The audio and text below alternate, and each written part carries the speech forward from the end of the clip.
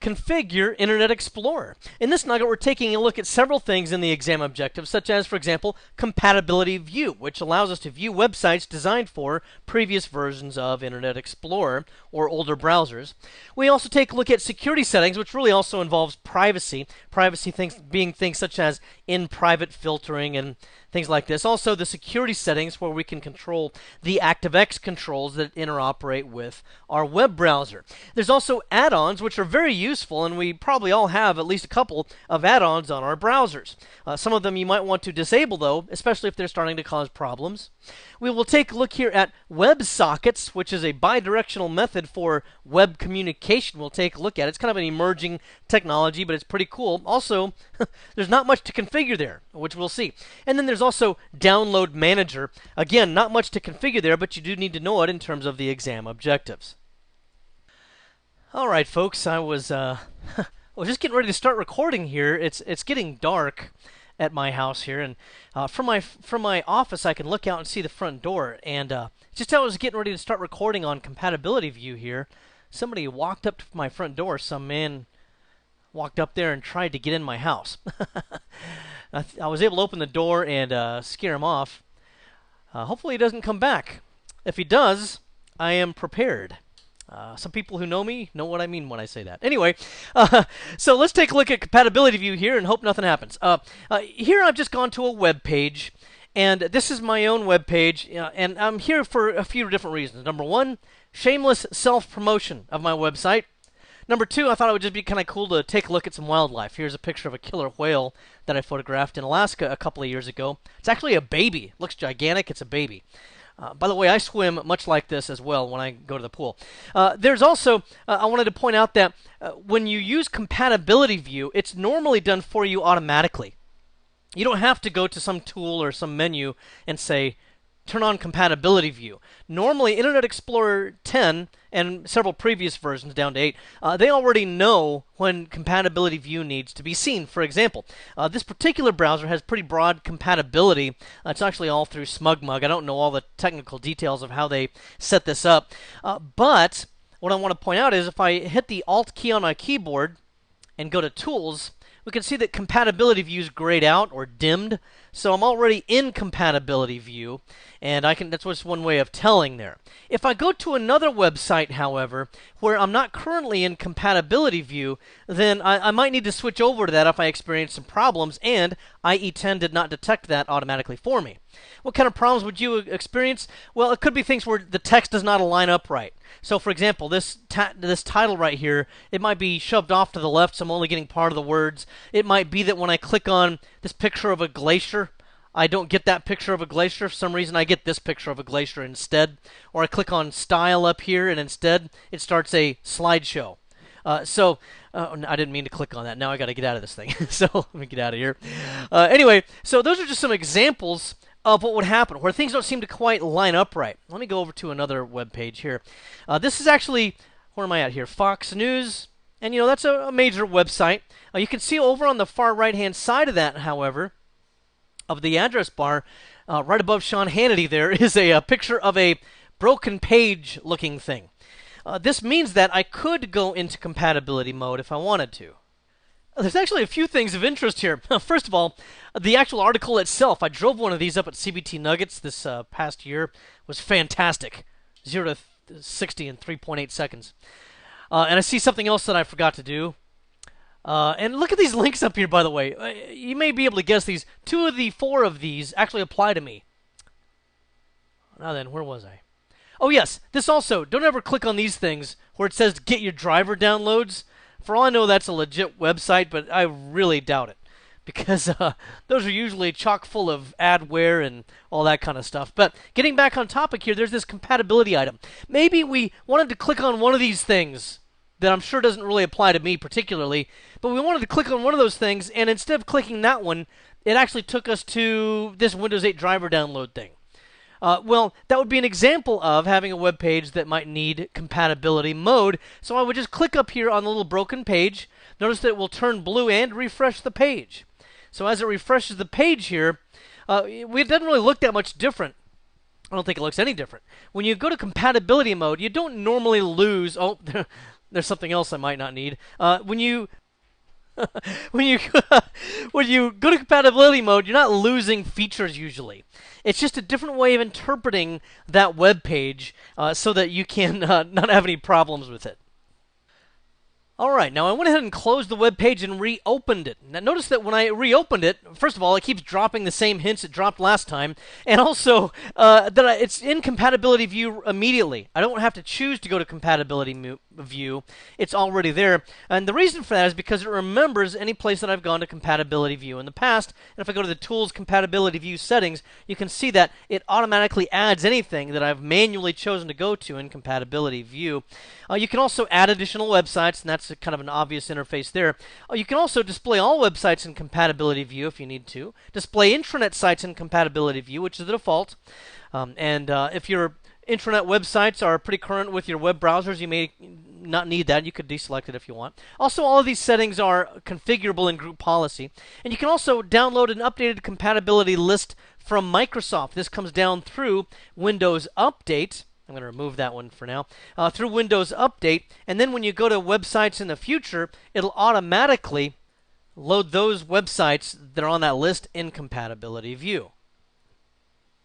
Now, just about every setting that you can configure here, whether you go up here to the configure little gear thing, the tools item there, and you configure all of these things, just about all of these things, the internet options, the privacy settings, all of that kind of stuff can also be configured through group policy.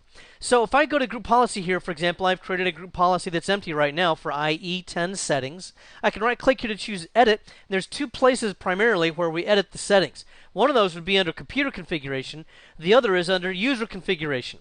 These are nearly identical settings, feature per feature.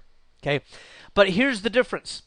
Let's say that I enable a setting of some type under the User Configuration. If the same setting is specifically disabled under computer configuration, then the computer configuration wins. In other words, if there's a conflict between these two, computer configuration always wins. But regardless, under both computer and user configuration, to get to the IE settings, you would go under Policies, Administrative Templates, Windows Components, and then you'll see down here, Internet Explorer. Let me expand this out a little bit. And the same exact settings that we see down here would be true also up there, down there with the user configuration settings as well. Now, most of these will probably pretty well explain themselves, but a couple of them that are of interest would be those where we would want to use a policy list of Internet Explorer 7 sites. When it says IE7, that's another way of saying compatibility view, by the way. So I would say enabled, show, and then I might add in some other website here that I always wanted to view in compatibility view. All right, let's move here to security and privacy. There are certain websites that people don't want tracked, or they don't want people to know that they have visited. Okay, for example, I'm thinking about doing something special for my wife for our anniversary, which is coming up this summer. If I'm counting right, I think it's 24 years. So I thought about taking her to maybe San Francisco or something like that, and having a special trip out there for our wedding anniversary. But then I looked into prices, and it was really expensive. So I might have to settle on Holiday Inn here in Phoenix. There's one nearby that has a really nice pool, plus it has free breakfast. So I'm thinking about possibly doing that. But I don't want her to go through my internet history and see that I was looking at the Holiday Inn Express. Because believe me, she looks at that internet history each and every day. Anyhow, so if I wanted to conceal that internet history, of course, I could remember to delete my history, but what if I forget? Well, might be in trouble. So I'm going to go over here to the little gear icon, go to Safety, and then go to In Private Browsing. And I can just click there and press Control-Shift-P. That's what I usually do, Control-Shift-P. I say that as if I am experienced at doing that every day. I assure you, I'm not. Anyway, now I could just go to Holiday Inn. Okay, and there we go. Or maybe I'm trying to find another place I haven't been to recently, so I don't know what this stuff is. Let me close that. Let me go to a different website. What else is there? Marriott. Okay, let's try that one. Okay. Anyway, so there's a couple of different websites I've gone to here, and I might not want her to see that I've gone to these. Well, you see, since I'm in private, what's going to happen here is it's not going to retain cookies, temporary internet files, the web page history, any of the autocomplete. For example, you know how it is when you have been to a previous site, like not too long ago I was at WinZip. So if I type in WIN, notice that it auto-completes this. Well, you wouldn't want anything to reveal where you've been before, especially on a shared computer when someone else also types something in to the browser up there at the top. So it doesn't keep any track of any of those things: form data, passwords, address bars, search auto-completes. All that kind of stuff will be excluded when you're here in private browsing. When you go to in private browsing, by the way, it actually opens up a separate window. The other window that I had open when we started this part is still there. You can see there's the CBT Nuggets website back there. Now when I close this out, now I'm back in the normal viewing. So if I open up another tab here, if I notice that down in here there's no what is it, Holiday Inn Express or Marriott, any of that kind of stuff in my frequent or recent visited sites. I can also go down to recently reopen closed tabs. I don't see anything there either. If I go to up here and type Holiday Inn, notice that it automatically suggests this, but notice that it doesn't auto-complete it up here in the top. There's a difference between that. This is one that it predicted that I was probably going to want to see. Okay, it spiders for that, so to speak. However, it doesn't do it as a result of the fact that I've already been there, because since I looked at it in private, it's concealed that from the autocomplete. And to make that even more obvious here, let's go over here to this little star, which shows my internet history. And notice how squeaky clean this is, by the way. Anyway, there's no internet history for Marriott or Holiday Inn Express.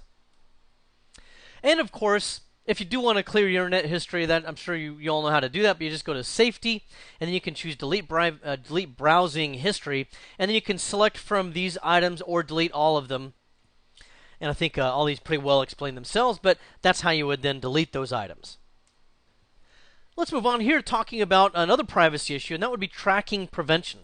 Some people are concerned about it, some people aren't so concerned about it. Microsoft right now is making a lot of noise about how Google tracks your browsing habits, and they claim that that's a big knock against your privacy.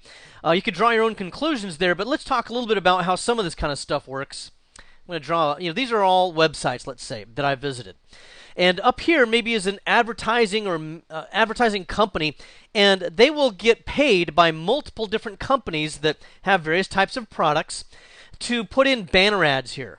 Okay, so there's a banner ad here, banner ad here. You saw when I went to Fox News, for example, I got a banner ad a number of different times. Okay, a little Mother's Day reminders down here for buying flowers, something like that. So this company here, they insert this ad for us. And I don't really know if a company did that or if the pharmaceutical companies or the flower company themselves did that. But very often it's some third party that administers all of that for us, okay, for the hosting website here. So this is going to, Fox News, maybe this is CNN, maybe this is MSNBC. And they provide all of these banners and all of these ads for all of these different websites. Now, over time, they can collect information about the websites that I go to and maybe the articles that I click on. That might give some indication, for example, of how old I am. We saw one of these that might have given an indication of that. And so maybe they know also that I like to go to news websites. So that now when I go to another news site, I don't know, I can't think of one right offhand. Let's just call this Newsmax. Okay, Newsmax.com. Then they're going to know, they're going to give me more targeted advertisements here. They're going to say, we know the kind of websites this guy goes to. We know the approximate age of this person. So now we're going to give web banner advertisements and things over here that are more directly targeted towards that individual. So if we want to prevent that kind of tracking from going on, we can go back in here to Safety and then Tracking Protection. And then in the Tracking Protection, there's also a personalized list. I'm not going to enable that one, but if I go to the settings of it, you can see that right now, even though it chooses to I can choose content to block or allow, there's nothing here. Why is that? Well, partially because there's not really enough internet history here to show anything. What will happen here is if the same content is being provided by the same provider on about 10 websites by default here, and of course you can adjust the number from 3 to 30, then it'll start to populate this list, and I can say, you know what, I don't like it that these people are tracking me, and I'll block them, or I like that some other company is tracking me so that they can give me more targeted information that I actually like, then I might allow that. Otherwise, if you click off of this list and an empty space down here, you can get a tracking protection list online. Microsoft's gallery has several there that are available for you. And then you can see different ones. Let's look for one that looks, I don't know, trustworthy. How about trustee? Looks trustworthy. So I'll click on that one, click add to list. And then here's the thing. You actually have to close the browser in order to show the list. Because look, if I go back into this, tracking protection, there's the trustee right there. Now, once it's in there, you can look at more information, and that will show you the websites that they're blocking. So these are all the advertisers or whoever. You can see how many of them begin with ad. You know, you can get the idea by just looking at the names of the kinds of things that are going to now be blocked if I want them to be blocked. Okay, so it gives you a little bit more privacy if you like that sort of thing in preventing being tracked. Now, quickly here, I'm going to address the Smart Screen Filter. This is what's designed to help your users avoid phishing sites, and that's phishing. Phishing sites, as you probably are aware, are sites that users are tricked into going to where they might enter in personal information, such as social security numbers, bank account information, something like that. It might be that they get a notice from their bank, they think anyway, in their email, and it says your account has been compromised. Please enter your username and password to confirm your identity. And they would do so and, of course, give away to hackers their bank account information. So, by default, this is actually turned on under Safety and then down here under Smart Screen Filter. It's already on, so if I click this, it'll switch the radio button to off, as you can see here. But we don't really want to do that. We really want to leave that on. That's one of the best things to leave on. How does Microsoft know, by the way, that it's a phishing website? Well, they don't always know. If it just got invented 10 minutes ago and a user clicks on it, probably there's no way that Smart Phishing Filter will keep track of it. But Microsoft has a pretty good network of I guess security experts in the public community out there that identifies these suspicious websites, and then they compile kind of a list. And so if it matches up the list, that's how they know it's a phishing website. And the community that reports all of this, by the way, they get this by going... Actually, let's get off of the CBT Nuggets website. Let's go to Google. If we suspected that this was a phishing website, we could go over here to Safety and then report unsafe website, which pops open this additional dialog or additional website. And then you would say, I think it's phishing. I think it's got malicious software. Microsoft would probably like you to enter in Google as a phishing website. They're in a really big battle with Google right now. Anyway, and then you would enter in the unique characters that nobody can ever read, and there you go. That would prevent this from doing kind of robo-reporting, so to speak. Also, in advance to that, if you wanted to double-check first and see if anybody else had reported it or if Microsoft thought it was, you could force a check of it by going back to Safety and then check this website. And then you could check to see if it were one of those kinds of websites. Oh, well, isn't that useful? It can't check the website because the Microsoft Online service is temporarily unavailable. Well, hopefully the Smart Screen Filter works better than that most of the time. Next here, I'm going to try to do just a quick rundown of basic security and privacy settings under Internet Options. And then once we get here, you'll see security and privacy. Now, under security, there's 4 different zones which kind of categorize the level of trust that we have in a website. For example, the public internet, not very trusted. Let me reset all these to their default levels. As a result, you can see that it's medium-high. Restricted sites would be very high, high all the way up to here. Sorry, I had to pause recording for a moment. I'm having a really weird recording day. I just saw some neighbors, my neighbor's fence. I just saw some kids hop the fence. I'm not sure what's going on over there, so maybe I ought to go check it out. But anyway, so we see high security for restricted sites. That would make some sense. If we go to custom level, we can see that some of the security things are very tightened down. Most of these things here, the .NET framework, and specifically as we move on down, ActiveX controls and so forth, are very suspicious here. Because ActiveX is very powerful and it can do a lot on your behalf, and so you have to really lock that down in a very suspicious setting here. Okay, that's why we don't allow previously unused ActiveX controls to run without a prompt. Okay, all these sorts of things. This is basically a program within your browser that can do a great deal of things. Okay, so we really want to lock those down. And then I would just recommend that you go through these and read through some of the rest of these. For example, downloads. You might disable downloads on some of these sites. For example, again, an untrusted site is likely to be chock full of viruses and malware, so of course we wouldn't want any downloads there. Okay, whereas on our intranet website, we're going to trust it more, and we might need to download stuff from there. Maybe we have employee manuals or something like that. But do go through these and take a look at all of the various options there in any one of these zones, just so you can know what's there. And again, if I go to local intranet and go to its custom level, you can see that as I go down to the ActiveX controls, it's a lot looser. A lot more options that are available here. You might need to loosen it up even more. For example, if you use an online certification authority that enrolls certificates through intranet website, you might need to loosen up some of these ActiveX controls even more. Otherwise, you might not be able to do the enrollment. So anyway, just go through those, and you definitely want to read through the various security options. And then there's, of course, the privacy settings. Oh, you know what? Let me go back to security. I forgot about this one. Enable protected mode. What in the world is that about? Well, if there's a little application within a website that tries to execute something, in the old days of browsers, they could actually execute under your credentials, under your authority, and they could install programs. That's where we got a lot of our early adware, spyware, malware, was installing that way. And this could happen just by visiting a website. There's actually some of those things that are still out there, regardless of the security settings you set up here. But most of it can be pretty well restricted with protected mode. This will restrict anything that tries to execute into a very low-level portion of your temporary internet files, and supposedly not allow it to spread or affect the rest of your system.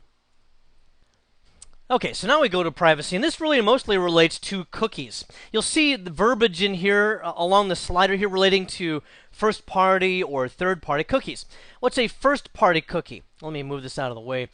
For example, we're here at cbtnuggets.com on the actual web page. There might be a cookie that's directly tied to cbtnuggets.com.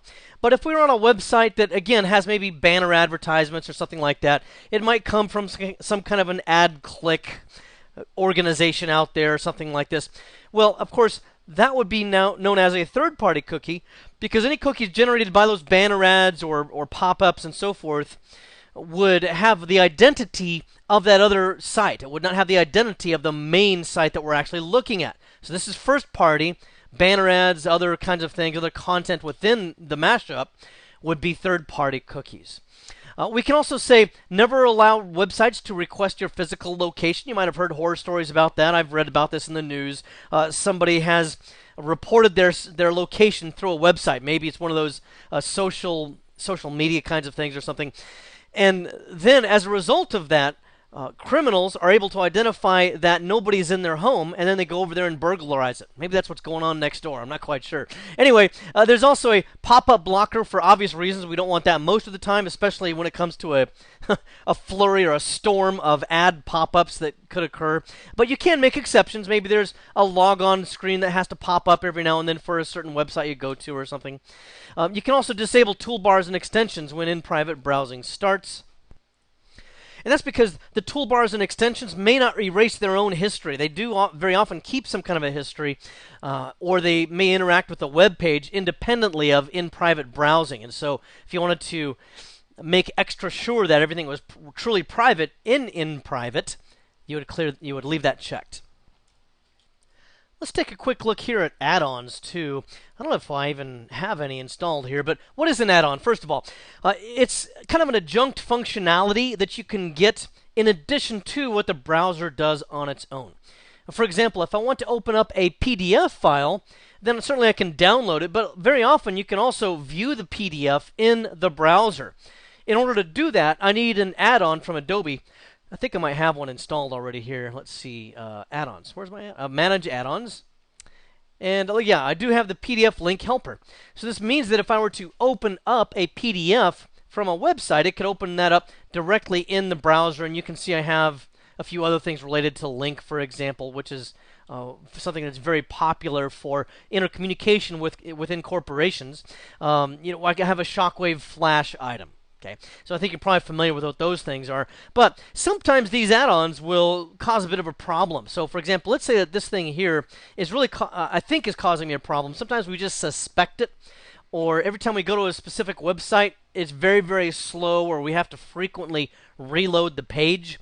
If that's the case, as a matter of troubleshooting, sometimes you need to disable different add-ons here. Okay, and I want to disable this one, for example. Apparently, I'll also have to disable this one, which they're interrelated. So I'll have to disable both of those, basically. And now I don't have any more of those specific items. Now I would go back to the web page or do whatever internet function I was trying to do before. And if the problem goes away, then it's probably tied to whatever it is here that I disabled. There's also an exam objective here that says to configure download manager.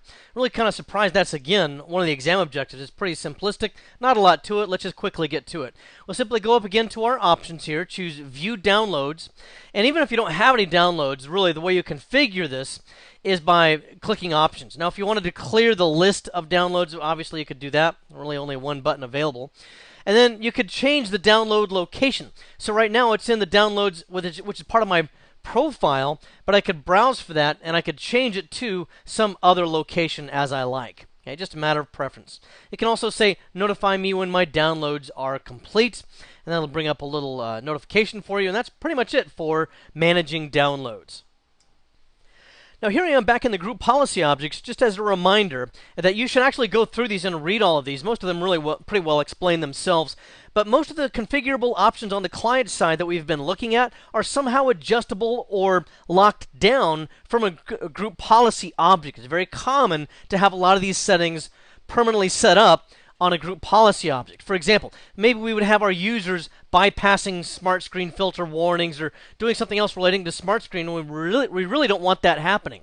We want them to be able to see those smart screen warnings, for example, if they go to any suspicious websites. We might not want them to add or delete sites to the security zones. We don't want them to add a malicious site, for example, to the trusted sites zone and change how Internet Explorer interacts with it and make it less secure.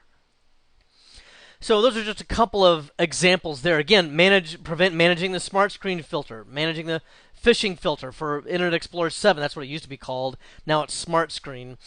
For privacy, maybe honestly, we don't want them to use in private browsing because everything they do on a company computer is company business.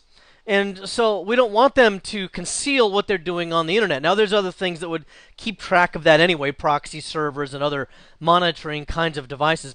However, we don't want them to be able to go into in private browsing or to adjust some of these other things like the tracking protection, all of those. We might want to forcibly adjust this stuff from the server side using a GPO like this.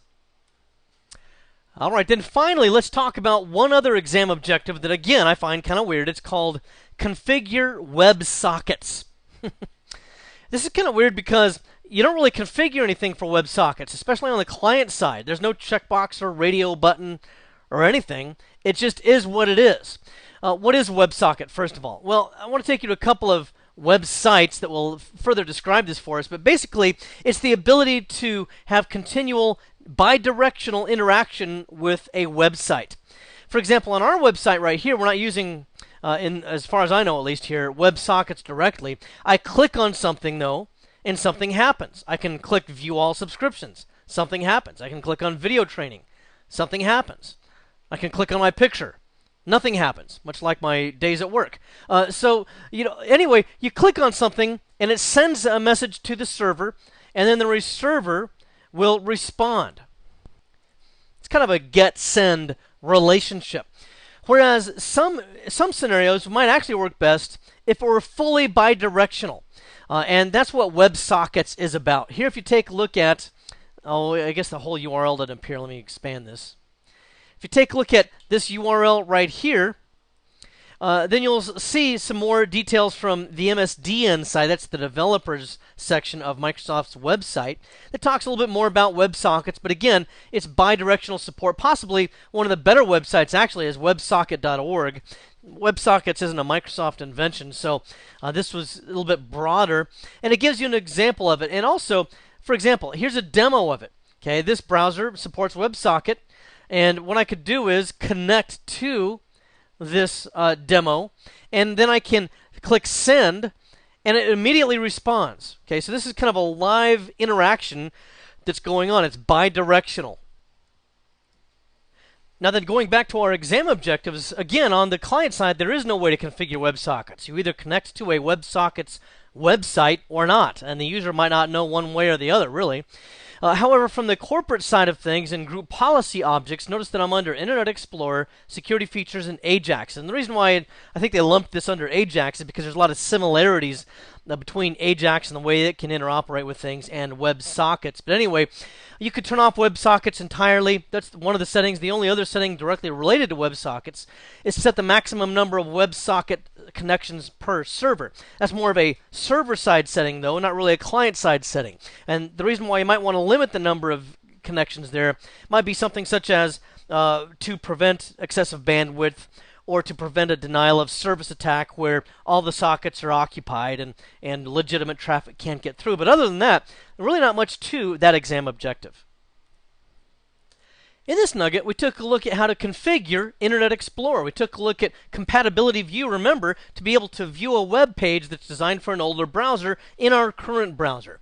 We took a look at security settings. This also relates to privacy and things such as the ability to track where you've gone in private browsing, things like this. Security settings in ActiveX controls, the zones, and all that. We took a look at add-ons. Remember, those are useful. Probably everybody's got at least a few add-ons already in their browser. However, sometimes there will be troubleshooting issues where you might need to disable one or more of those and see if the problem persists. We looked at WebSockets. So this is, again, bidirectional web traffic that allows us to interact with a specific website in a more dynamic way. And then there's also the download manager. Actually, I think I covered download manager and then WebSocket, so I got these backwards. But anyway, download manager, again, not much to configure there other than adjusting where the downloads actually go. Well, I hope this has been informative for you, and I'd like to thank you for viewing.